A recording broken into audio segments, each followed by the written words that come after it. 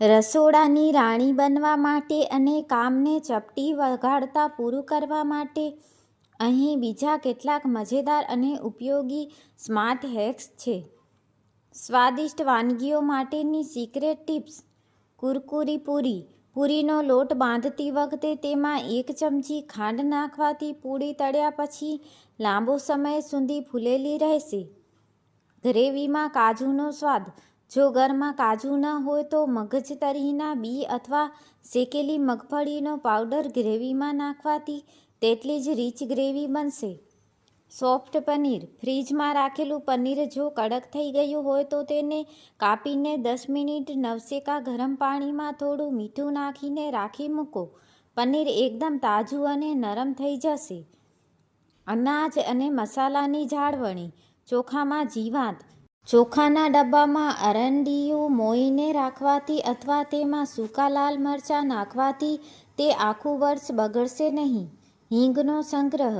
હિંગની સુગંધ લાંબા સમય જાળવી રાખવા માટે તેને કાચની બરણીમાં રાખવી અને તેમાં એક નાનો આખું લવિંગ નાખી દેવું.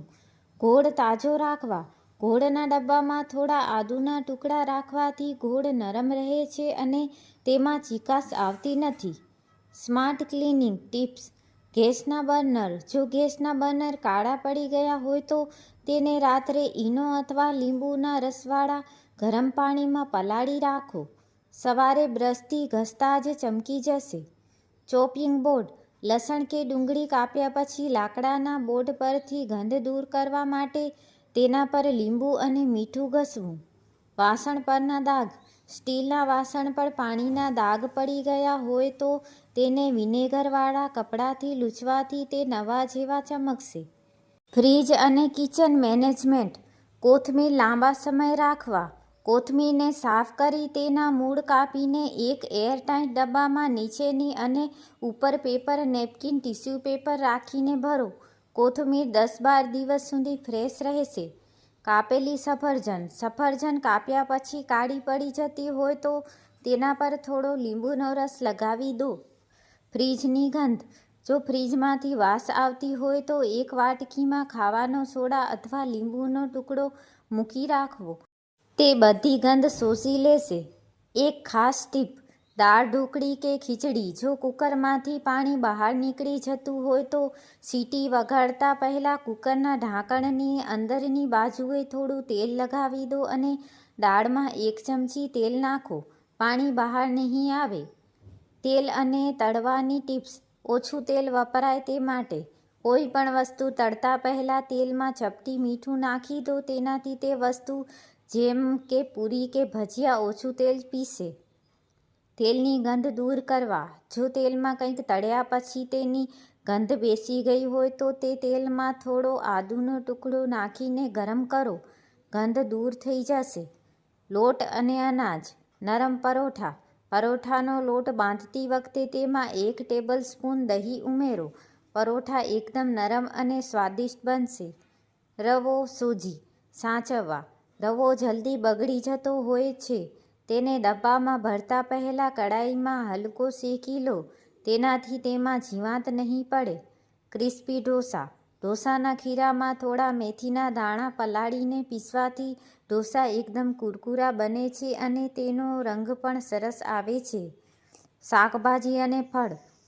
બટેકાની ચિપ્સ. જો તમે ઘરે બટાકાની ચિપ્સ બનાવતા હો તો તેને કાપ્યા પછી થોડીવાર બરફવાળા ઠંડા પાણીમાં રાખો. તેનાથી ચિપ્સ એકદમ સફેદ અને કડક બનશે. કેળા લાંબો સમય તાજા રાખવા. કેળાની ઉપરની જે મેન દાંડી હોય તેને પ્લાસ્ટિક કે એલ્યુમિનિયમ ફોઇલથી વીંટી દો. તેનાથી કેળા જલ્દી કાળા નહીં પડે. શાકનું મીઠું ઓછું કરવા.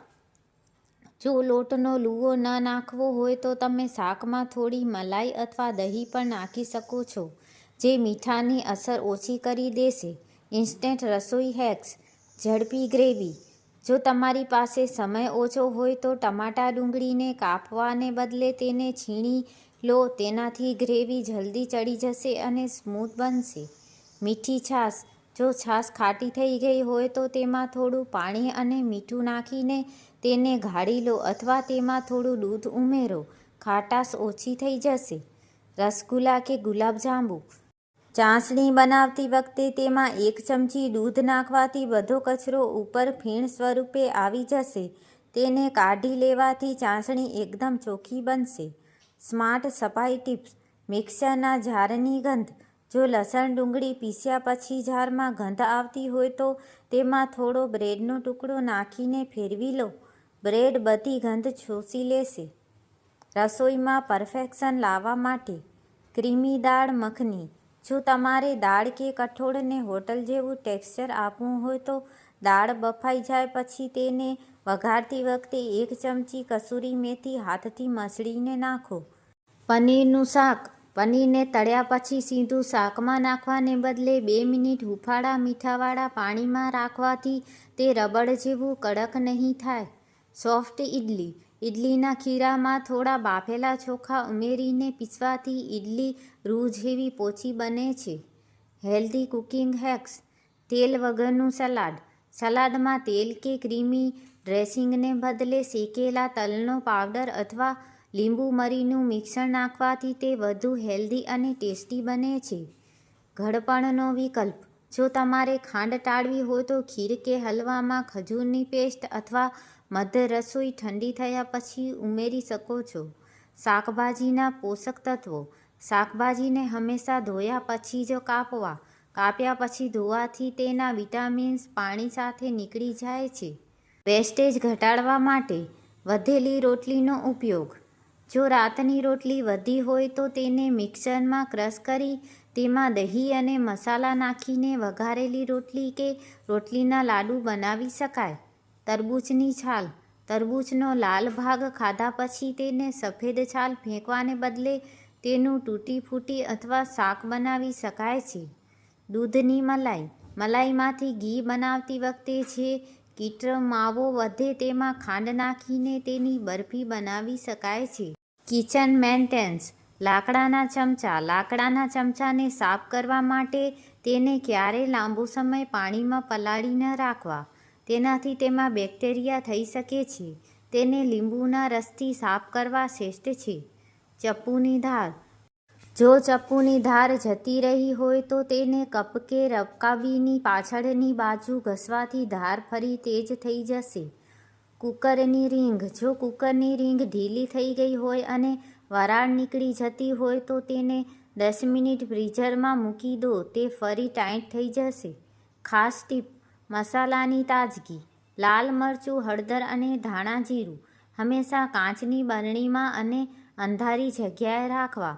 સૂર્યપ્રકાશ લગવાથી મસાલાનો રંગ અને સ્વાદ ઉડી જાય છે.